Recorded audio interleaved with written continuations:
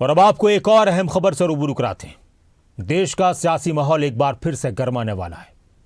BJP का पूरा focus और राज्यों के चुनावों के साथ साथ पश्चिम बंगाल पर बहुत ज्यादा है। पश्चिम बंगाल की राजनीति अभी से गर्माने लगी है। केंद्रीय गृह मंत्री अमित शाह पश्चिम बंगाल के दौरे पर पहुंचे। इस दौरान उन्होंने प्रेस कॉन्फ्रेंस की, ममता सरकार पर जमकर निशाना साधा और यह दावा किया कि अब आने वाली सरकार पश्चिम बंगाल में बीजेपी की, भारतीय जनता पार्टी की बनने वाली है। साथ ही उन्होंने कहा कि बंगाल से घुसपैठियों को चुन चुन कर निकाला जाएगा। गृहमंत्री अमित शाह के बंगाल दौरे के बाद एकदम से सियासी पारा चढ़ चुका है। ये रिपोर्ट देखिए।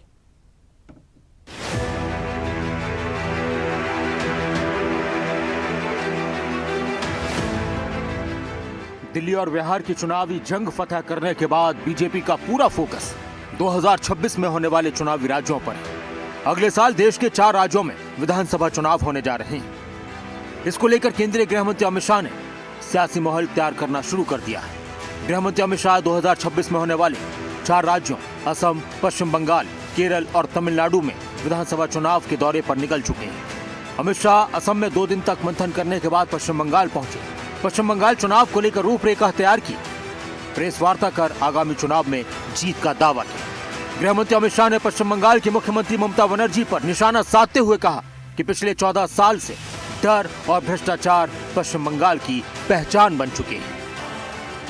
कम्युनिस्टों के शासन के पहले, तृणमूल के शासन के पहले प्रति व्यक्ति बंगाल की आय राष्ट्रीय औसत से 127% ज्यादा थी। 127%। देश में नागरिक 100 रुपया कमाता था तो बंगाल में 127 रुपया कमाता था। आज देश का नागरिक 100 रुपया कमाता है तो बंगाल का नागरिक 73 रुपया कमाता है। ममता जी, आपको इसको जवाब देना पड़ेगा। हर प्रकार के उद्योग की शुरुआत एक जमाने में इस सुजलाम सुफलाम भूमि से हुआ था और इसी के आधार पर सोनार बांग्ला की परिकल्पना की जाती थी। वो बंगाल में आज भ्रष्टाचार, घुसपैठ और टोलबाजी के कारण सारी इंडस्ट्री वापस जा रही है। केंद्र सरकार की योजनाएं लागू करने में उनको अपनी वोट बैंक गंवाने का डर है। पीएम किसान देरी से लागू किया, बंगाल के किसानों का 10,000 करोड़ रुपया चला गया। आयुष्मान भारत आज तक लागू नहीं किया। प्रेस कॉन्फ्रेंस के दौरान गृहमंत्री अमित शाह ने कहा कि पश्चिम बंगाल के लोग घुसपैठ को लेकर चिंतित हैं, लेकिन ममता बनर्जी चुनावी लाभ के लिए बांग्लादेशियों की घुसपैठ को बढ़ावा दे रही हैं। भारत बांग्लादेश सीमा पर बाड़ लगाने के लिए जमीन भी नहीं दी जा रही। बीएसएफ जब तक फेंसिंग नहीं होती है तब तक बीएसएफ सुरक्षा नहीं कर सकती है। बीएसएफ को भूमि देनी पड़ेगी फेंसिंग के लिए भारत सरकार को। मेरे स्तर पर मैंने 7 पत्र लिखे ममता बनर्जी को। ये 6 साल के अंदर 3 बार गृह सचिव यहां आकर मीटिंग कर गए चीफ सेक्रेटरी से। मैं पूछना चाहता हूं तृणमूल कांग्रेस की सरकार को, जमीन देने में क्या डर है? कि आपकी कोई रिस्पॉन्सिबिलिटी नहीं है या आप घुसपैठ होने देना चाहते हो? और फिर भी नदी, नाले, जंगल, कहीं से कोई घुसपैठिया आ जाता है, कहां आता है? सबसे पहले गांव के थाने और पटवारी के बगैर कोई रह सकता है? इसके डॉक्यूमेंट कौन बना रहा है? बंगाल सरकार बना रही है। देश भर से जो घुसपैठिए पकड़े जा रहे हैं, इनके पास से बंगाल के डॉक्यूमेंट, फर्जी डॉक्यूमेंट पकड़े जाते हैं। उन्होंने घुसपैठियों को अपनी वोट बैंक मजबूत करने के लिए राज्य सरकार की नीति के रूप में स्वीकार कर लिया है। इसलिए मैं कहता हूं कि तृणमूल कांग्रेस घुसपैठ नहीं रोक सकती। बंगाल की डेमोग्राफी खतरनाक तरीके से बदल रही है और आने वाला समय बहुत चिंताजनक है।